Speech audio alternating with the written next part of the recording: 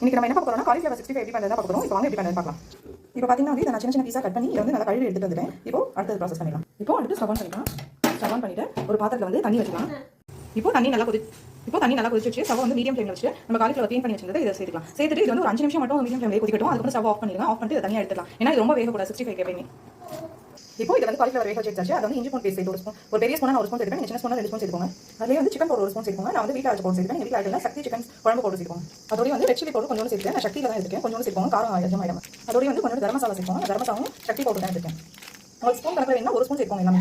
அதோடய வந்து 1/2 ஸ்பூன் மல்லி பவுடர் சேர்க்கோங்க. இப்போ அதோடய வந்து தயிர் வந்து சேர்க்கோங்க. கொஞ்சம் வந்து தயிர் வந்து உங்கள் ஸ்பூனில் ஊற்றினீங்கன்னா 2 ஸ்பூன் ஊற்றிக்கோங்க.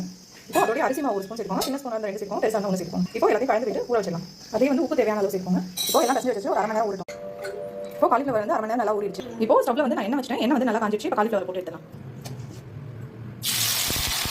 இப்போ நம்மளோட காலிஃப்ளவர் 65 சூப்பராக ரெடி ஆயிடுச்சு பாருங்க. நான் சாப்பிட்டு பார்த்தேன், அவ்வளோ டேஸ்ட்டாக உங்களுக்கு, அவ்வளோ